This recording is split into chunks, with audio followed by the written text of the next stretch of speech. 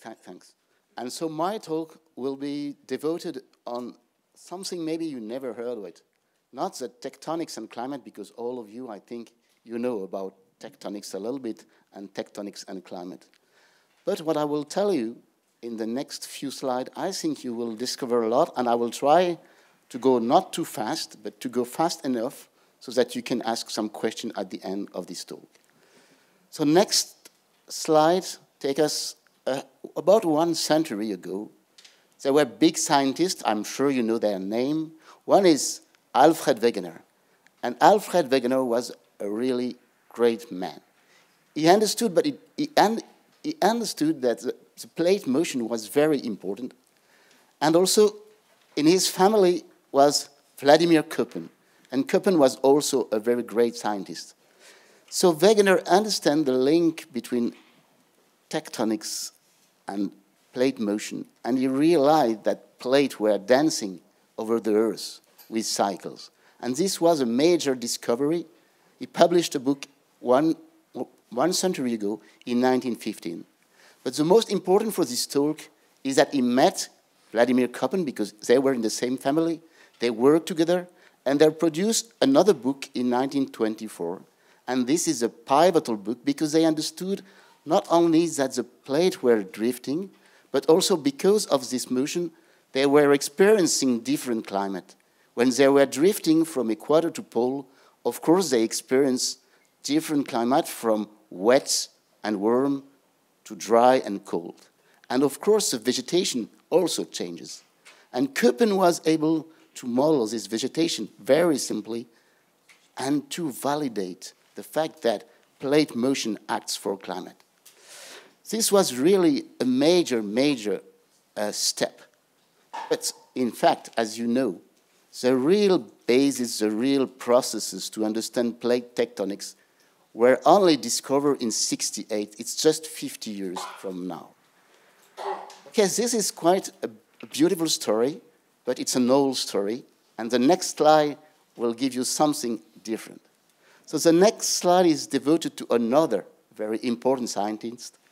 And this one, he discovered something that nobody thought before, why the Earth is regulated at tectonic time scale. Why our planet is not like Venus or Mars. What is different on Earth? What is different on Earth is that we get tectonics. And tectonics, as I tell you, on climate directly, because plates move from equator to pole or pole to equator, and just that, this direct shift has climate impact. But Walker, he discovered something very different. He understood that there is a strong and intricate link with the dioxide of carbon, the CO2 we are talking about. I will have some slide about it at the end of my talk. Why the plate tectonics regulate the atmospheric CO2 we have in the atmosphere? I will explain you that just on this slide so that you can understand everything after this talk. When all the plates are in the equatorial band, in the tropical band, you know that it's raining a lot here. It is the tropics, a lot of rains. What happens when there is a lot of rains? A lot of rains mean that the drop, they go through the atmospheric column, they include a little bit of the CO2 and go and weather the continent. In this process, what happened? If all your plates are around the tropics, if you are in a paleogeographic configuration where all your plates are around the tropics, it rains a lot and you take a lot of CO2 by weathering from the atmosphere to the sea and to the bottom of the sea. Okay, so it is warm because all your plates are in the tropic, but not so warm because the CO2 is decreasing. Now, imagine the reverse. All the plates, all the continents are on the pole. What? By the way, what is the biggest desert today on Earth? Good, good, very good. In this room, I think I should have the good answer. The normal answer is Sarah, Antarctica. And this is a great luck for us because it's very dry over Antarctica, we can core. And because we core, we can know about past history of the Earth. Yes, you're right. Antarctica is a major desert. Nothing happened here. The hydrologic cycle is very damped. So when all the continents move toward the pole, what happens? Okay, it's very cold, of course. But there is no rain. No rain means no weathering. No weathering means that the CO2 emitted by the volcano stay in the atmosphere. The CO2 is increasing. And because of that, Walker find the regulation by the CO2, our planet is regulated in a narrow band of temperature and hydrology. And this is very, very important. Then we will live maybe 100 of years. Even if we live 200 of years, we will not discover that the continent we are walking on is moving. For that, we have to be somebody from extra solar system and visit our planet every, let's say, 10 million of years. Then you will see that the Earth is moving, that the plate tectonic is changing the face of the Earth. So this is for Walker. So now you know many things. You know that 1 century ago, we already know many things about plate motion, but it's only 50 years ago that we understand how this tectonics was was pivotal to regulate the climate of the Earth. And for this talk, after this short introduction, I will show you 3 big, major relationships between tectonics and climate, and this is the next slide. This is the outlook of the talk. I will first show you how this paleogeography, these tectonic changes, produce a snowball Earth. And I will explain you why the Earth has been a snowball Earth, how this can happen, and why this state is unstable, fortunately, on Earth. Then I will show you other aspects of the tectonics and climate, 2 major of them. One is the fact that the continents, when they are moving, they are closing seas. And if you and me live during Eocene, we will have a huge sea, which is called the Tethys. And the Tethys spread over all Western Asia and all Eastern Europe. And only what we get from this huge epicontinental sea, what remains today, is a small Mediterranean Sea, Caspian, and Baikal. These are some reliquats of these huge seas. And these huge seas shrink from 40 million years to today, and this has major climate reorganization. I will show you that. So the disappearance of the sea is a second illustration, and the third illustration is what you always think about. It's that tectonics makes uplift of big mountain ranges, and these mountain ranges also change the climate. So let's go to the next slide. The next slide, as I told you, and it's also true for today, but not with the same tempo, there is intricate relationship between CO2, PCO2, carbon, and PCO2 in the atmosphere and climate. So we have to spend 1 minute on this big exospheric cycle of CO2. What is the source of CO2 on Earth? Today, we are the source of CO2 today. But what is, at geological time scale, the source for CO2? Yeah, sure, volcanism. It's a small source, but accumulated on thousands of millions of years, it is important. This is a very easy question. I think even children, they know that maybe volcanoes is emitting CO2 in the atmosphere. A more difficult question is what is extracting CO2 from the atmosphere and brings him through the river to the ocean and then to the bottom of the ocean? This is, I told you about that 5 minutes ago. This is due to relationship and chemistry of silicate weathering. When the drop come from the rainfall and they produce weathering of silicate, there are chemical reaction, and this chemical reaction include one molecule of CO2 which is trapped and then comes through the river. And this is the sink of CO2. So on the source is volcano, and the sink is silicate weathering. And it's a very, very simple problem, so that you have just to understand that the equilibrium, of course, is due to the source and the sink. It's a very long travel, in fact. A molecule of CO2 is emitted, she will stay in the atmosphere for a while, and then she will go through the river to the sea and go down to the sea, and then subducted by the plates, and then go in the mantle and go out by volcano. So it's a very, very long cycle. And what is really important here, the main thing, is what? It is the fact that the sink of course, because it moves. The plates are moving. They are not always able to weather the same way. There are times where they weather a lot and times where there is no weathering. And this will be the first illustration. So I didn't tell you that, but maybe Sarah, she can come back to the Walker slide. And if I come back to the slide of the Walker, at the bottom, you can see 3 different configurations, which is Earth as you maybe never saw it. It is the Earth at 840 million years, or Earth at 320 million years. There are people, as Carlo Lage in this room, and maybe also Catherine Kissel, they spend a lot of time using paleomagnetism, and thanks to that science, we, the modelers, we know where are the continents till about 1 billion of years. We can know where are the continents, and this is very important for us because this helps us to know how the energy and water distributed on Earth. So on this slide, you see the Earth when it was a supercontinent, and you have to know that all the continents, they come together to supercontinents every 500 million years, and then they spread again and come back again. And these are the Wilson cycle, and it lasts about 500 million years. Okay, now let's go to the first illustration. So, tu vas à celle de Rodinia. So the plot that you can see here is the configuration that, the paleogeography that we have about 800 million years. Okay, it's quite a specific configuration. It corresponds to Rodinia. Rodinia is a supercontinent. It's in the equatorial band. And what will happen to this continent will be pivotal to understand a snowball Earth. So the next slide is just to tell you that now the next 5 slides will explain you and quantify why a snowball Earth appears. So this plot is showing you the snowball Earth. Is it possible?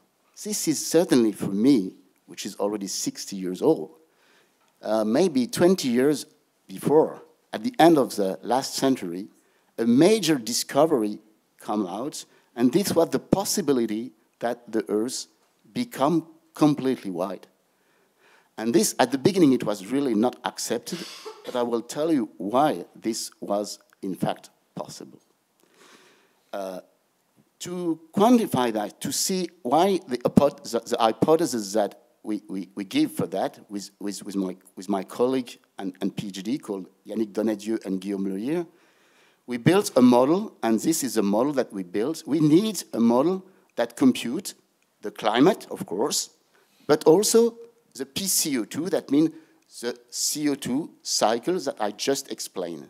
So thanks to this model, we can take into account the paleogeography, compute the atmosphere and the ocean dynamics and the climate, and also compute the CO2 in equilibrium. So this model is very, very, very efficient, and thanks to it, we published some papers on the processes that led and finished a snowball Earth. So now, imagine you're here with me, but 800 million years ago. This is the next slide. So you recognize a kind of design of the Rodinia continents. The continents are different from today, of course. And then you can see the climate. Okay, the climate was quite different, but not so much different. The annual temperature today, you know how much it is? I mean the annual global, annually average temperature on Earth? 16 degrees. Quite good. It is increasing, and it is about 13, 15. Okay, so you say here it's 10 degrees, and what is really impressive is that, of course, at this time, all the continents were on the supercontinents Rodinia, so no continents of the pole, no possibility of ice sheets. Okay, fine. And so the temperature, annual globally and average, is about 10 degrees Celsius, and you see that the PCO2 is 1,800 ppm.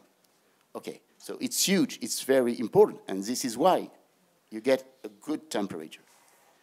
You can see also that the gradient from equator to pole is more flat. Of course, there is no ice sheets on the pole. Now let's say what will happen when the continent, the supercontinent Rodinia, will spread. And this is a very, very specific configuration that occurs only once, and this is why the Earth only were glaciated ones. So the 750 million years is this one, and what do you see? You see a drastic cooling and a drastic decrease of CO2. CO2 was 1,800 ppm, and it's now only 500 ppm. So a large, large decrease of CO2, which is driving a large, large cooling.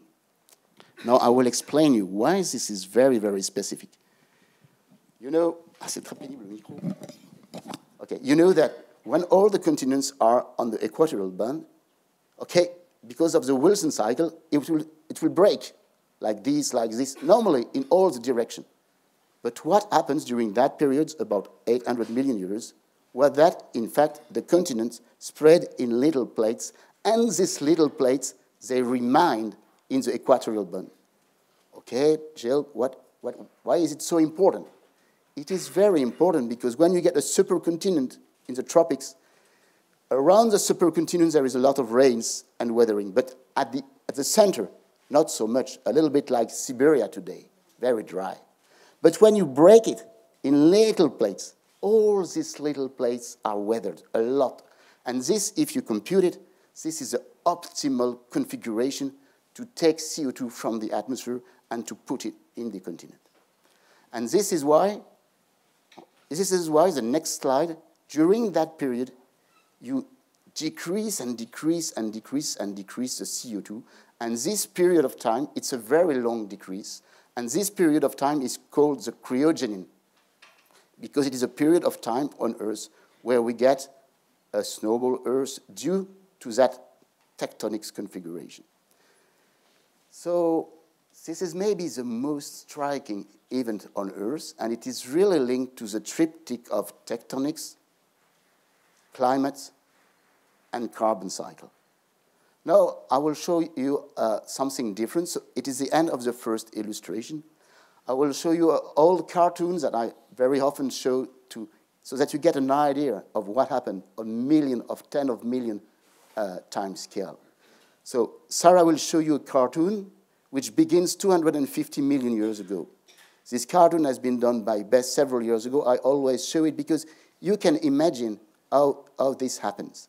So at the beginning, you are mostly at the Permo-Triassic boundary, 250 million years. You get the next supercontinent, Gondwana, and this continent will spread. And at the end of the cartoon, you will be today at 0. So take care to two important events. First, you will tell me the Gondwana will break in several plates. You will see the Australia going on the tide. You will see Antarctica that will go to the southern pole, and you will take care about when this event happened. And then you will be the most striking thing is the Indian plate. She leaves Madagascar and go toward the Adia and will produce something we will talk about a little bit later, the Himalaya and TP uplift. So Sarah will show the film. You look at the film and you try to remember when Antarctica was in polar position and when India collided with Asian continent.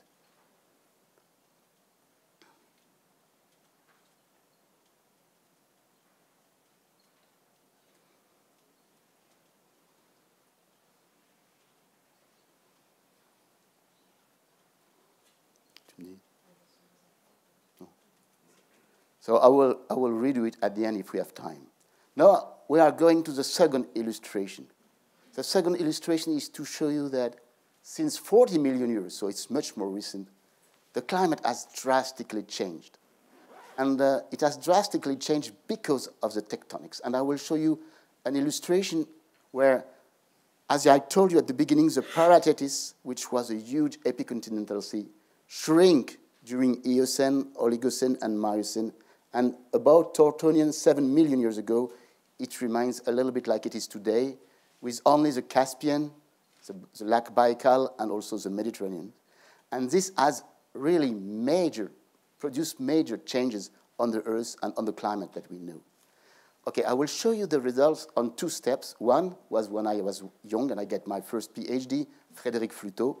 And the second one was when I met a very important physicist called Zhang, and we redo these experiments, but this time to understand African monsoon. So the next slide is showing you the paleogeography that you get only 30 million of years, and the paleogeography you get only 10 million years, and the paleogeography that we get today. At this time, it was at the end of the last century, in the 90s, people were upset by the Indian and Asian and Chinese monsoon. And they get in mind that a very simple thing, I will talk about that later on, that the uplift of Tibetan Plateau and Himalaya, by the way, tell me when is the collision with India and Asian continent in the film? How much? 40, 50 million of years. Yeah, 50. 50 million of years. And little by little, the Indian go beneath the Asian. And this produced the Tibetan Plateau uplift and all the mountain range neighboring.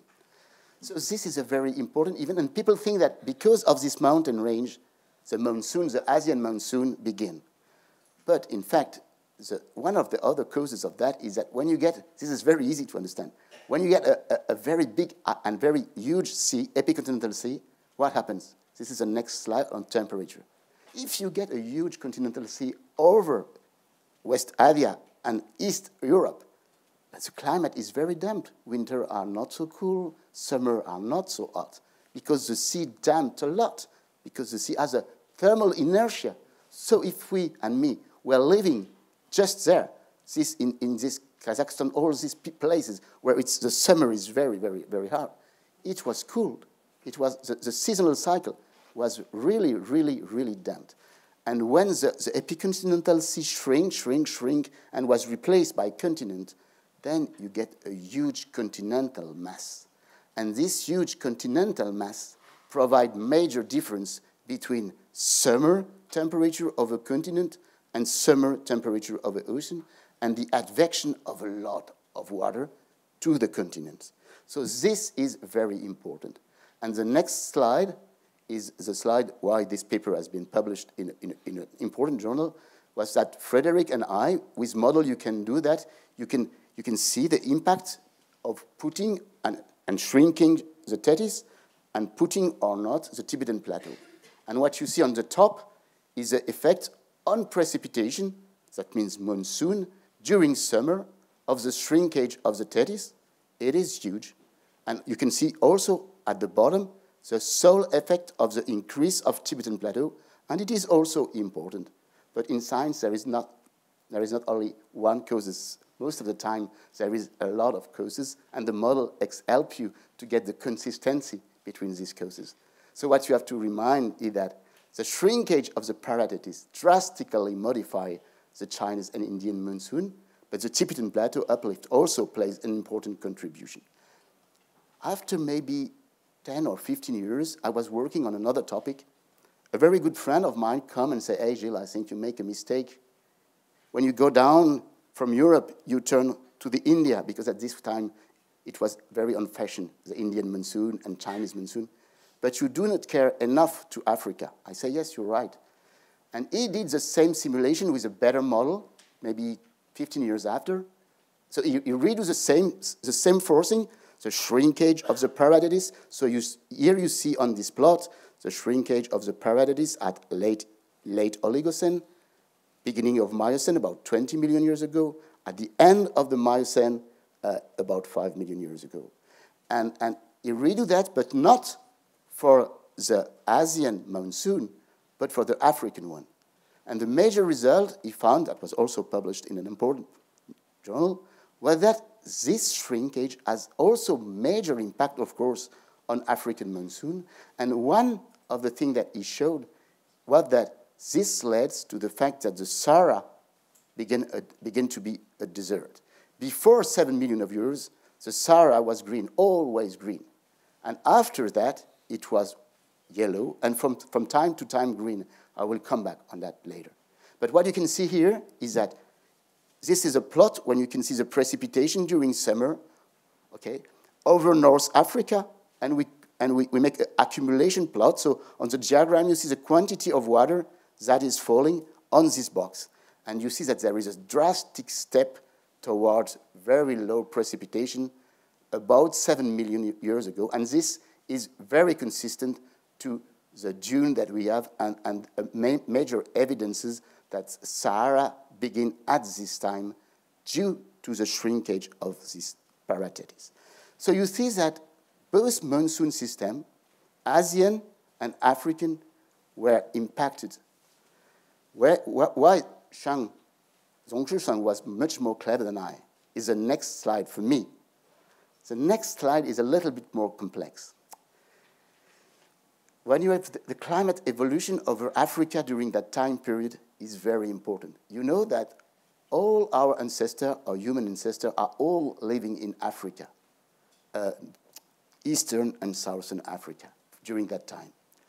And what is shown here is that the precession, the cycle of the precession, the fact that the precession move with a period of 20 kiloyears, and this is a fast motion. I don't talk about that because here I'm talking about tectonics and climate, so it's long-term changes. But there is also fast-term changes, and this is astronomical forcing, another story. But this story also exists.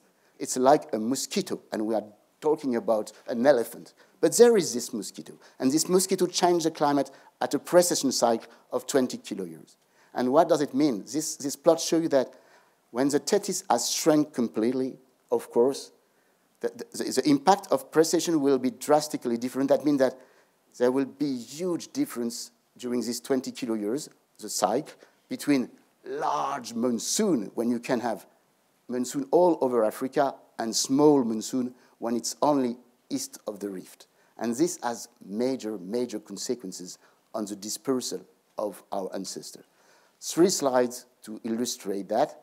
The next slide, do you know what is our oldest ancestor, the oldest man that really walked? When and who? You know that? It's not so well known. It's Toumai or Ororin. It's about 6-7 million years ago. And Toumai, it's very, very surprising because Toumai is in Central Africa, in a place which is really very arid today. And Abel would have been discovered after that, also live nearby this place in the Chad Lake. Why the Chad Lake? And this is the next slide.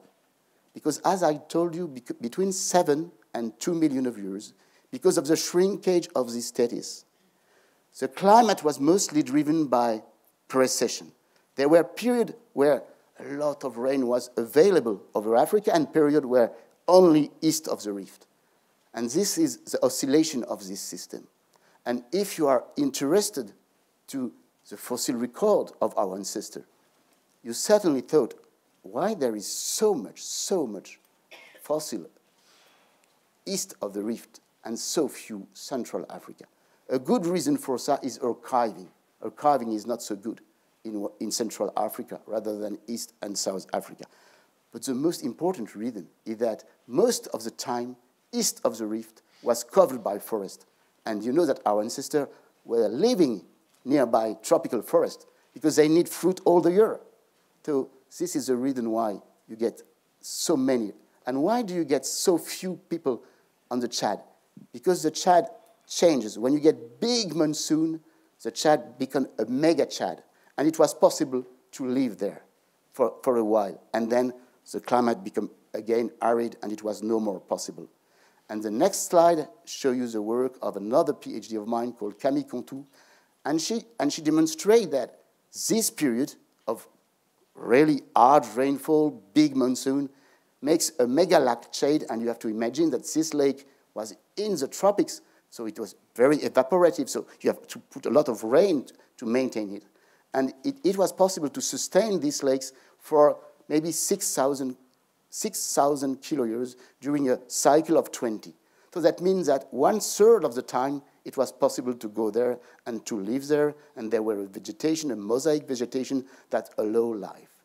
Okay, that's it for the shrinkage. I will go to the last illustration of my talk on mountain ranges, and if I have enough time, I will show you 3 little illustrations.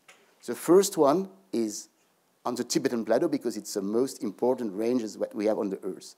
I will show you that the Tibetan Plateau has some consequences that we didn't think about it before. I will tell you that about, and I will show at the end the impact of the African rift.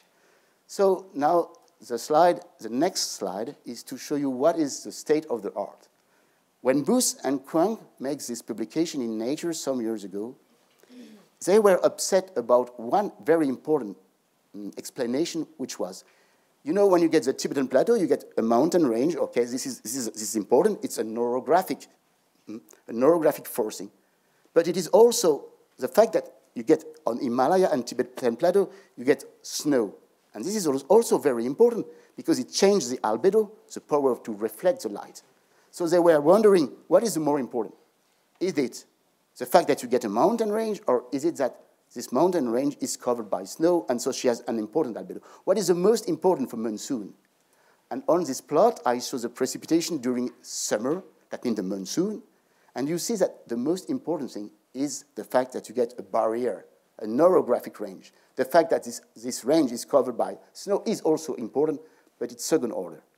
Okay, so now I will see you different things. The next slide, all the people in the modeling community in the 80s and beginning of the century, they think, okay, you get a barrier. This barrier modified the wind and the precipitation. So the component of the system which is impacted is the atmosphere. That's true. I will show you something that has not been seen before and shows that you have to think dynamically, not like Kus and Bong that makes a snapshot, that means only one experience.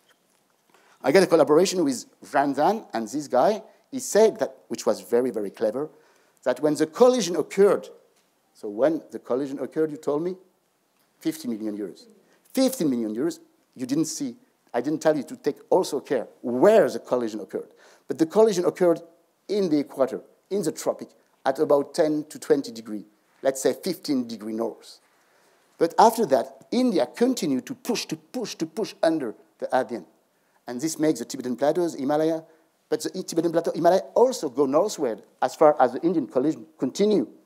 So that means that, and this is what you see here, that means that, in fact, the location of the mountain range at the beginning was in the equatorial band. And today, as you know, the location of Tibetan Plateau, Himalaya, is 2023. It's in the subtropics.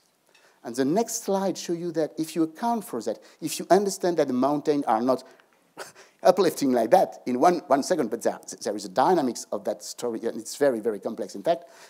But anyway, the Tibetan Plateau and the Himalaya, they get a northward shift of more than 1,000 to 2,000 kilometers north. That means they go from the equatorial band to the subtropics band. And what is showing this plot is that now, if you think about climate and monsoon, it's not at all the same thing if you get a mountain in the equatorial band and the impact will be small, rather than if you get a subtropic mountain. And this shows you that the interaction with the monsoon, when the collision occurred, was very weak. And this interaction becomes more and more pregnant, more and more strong. And the next slide is a little bit complex, but just have a look to the monsoon and desertification of China, the first left and the bottom right. The bottom right is the situation when the collision occurred. When the collision occurred on the bottom right, what you can see, Himalayan Tibetan Plateau was 10 degrees north, and their interaction with monsoon was very weak. And so the desertification of inland China was weak, and the monsoon region were also weak. And then when the mountain range goes to the north, and the first plot on the left is present day, you see that, of course, it's changed completely, the monsoon, and also, because of the distribution of the hydrological pattern, the desert in China. That means that this only accounting for this shift explains you a lot about the hydrological pattern of precipitation. So you have to think that tectonics, it's not the uplift of a mountain. A mountain takes several million of years to be built and lasts for millions of years. So there is also a real dynamics of that. So the next illustration I will show you is that people think always, the mountain is a barrier for the atmosphere. But I will show you here that the mountain also is very important, not only for atmosphere, but for ocean. So this is a collaboration I get with another Chinese, and he makes very long experiments, because atmosphere, as you know, it's a vast component. You can make a simulation of 30 years of the climate system, and you get this response. But if you want to get atmosphere, ocean, you have to build climate simulations that last for thousands of years on very, very big computer. And so here what you are looking is that This Chinese make a very, very long experience, very simple. He takes present-day paleogeography, and he remove the Tibetan Plateau. So that means that every elevation of the Tibetan Plateau was removed to 200 meters. If you cut the Tibetan Plateau, and you see what happened. Very long simulation of several thousand of years. So we have to show that these simulations are equilibrated. So what I show you at the bottom is a SAT, which is a surface, and 1 kilometer down in the ocean.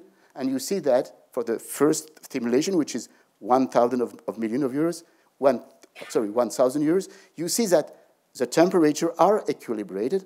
And then I remove the Tibetan Plateau, and it changed, and you see that the temperature are again equilibrated. But the most interesting thing is what I call PMOC and AMOC. I will tell you what it is. The climate is an engine. It is how much of the equatorial temperature you will bring, how much you will redistribute the temperature from equator to pole, and this is done by atmosphere and ocean. Now we are looking to ocean. So what is important is the meridian ocean circulation in the two major basins, Atlantic, AMOC, and Pacific, PMOC. So the next slide shows you that you and me today, we are living in a situation where most, 5 minutes, okay, it's very good.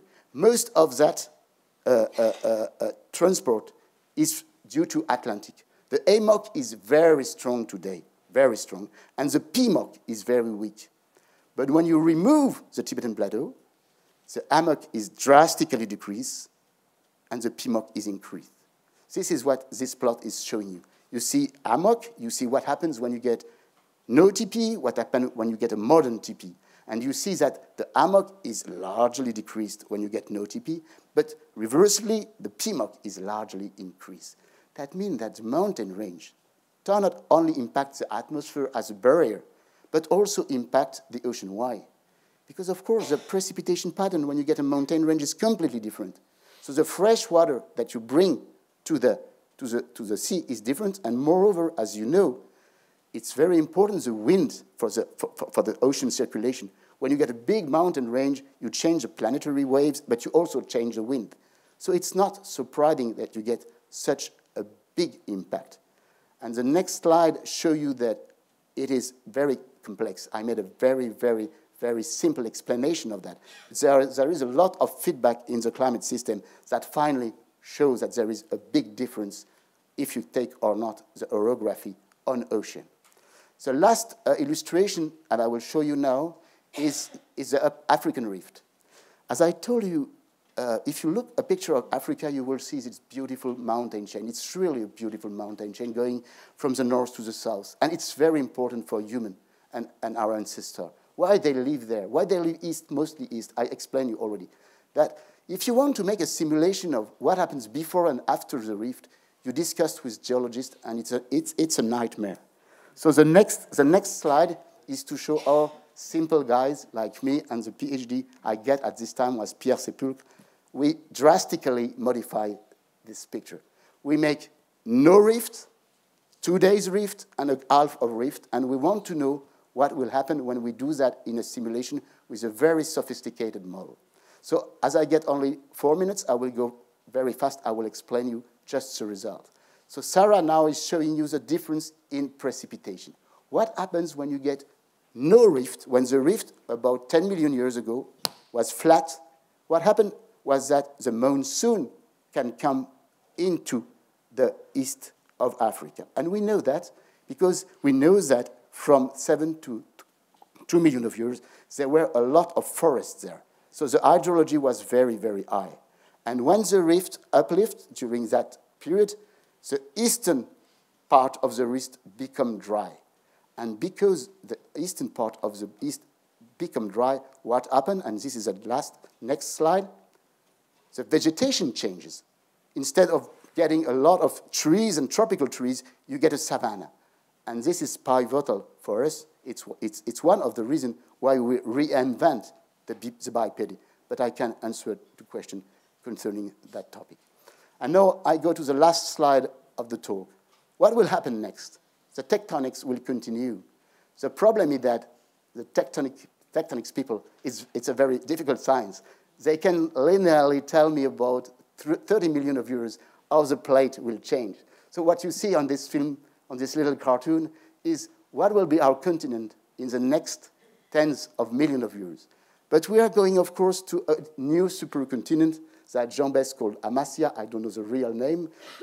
Then all the continent will be only one continent, and this will continue with the Wilson cycle for many years. I just want to finish with that. This has no real link and relationship with tectonics. We take 40 million of years to decrease by natural ways from 1,000 ppm to what we get today during pre-industrial 300 ppms. Now, at the end of this talk, you are very, very aware of everything on tectonics and climate, and you are able to understand what I mean when I say what we are doing now, changing the CO2 in only some centuries, rather than I told you about millions of years. We are changing our atmospheres, the CO2 in the atmosphere, in only some centuries. In which geological time? In a geological time, Quaternary, where the CO2 is very low, and we get two ice sheets, Greenland and Antarctica, and this is very, very, very infrequent on Earth. Most of the time on Earth, you don't get any ice sheets. Okay, it could be a problem. Yes, it is a problem, because the next slide is showing you the demography we have in 2000 and that we will have in 2050. And this will be a problem because most of the population live nearby the coast. And this is only one of the problems. So you, as a teachers, I hope you're about, I don't see so, I don't know how old you are, but I believe you're about 40. You will leave this world. You will leave a world where tectonics is not the main feature, where what is important is what we are doing and what we are doing for humans, because the Earth will survive. Thank you very much.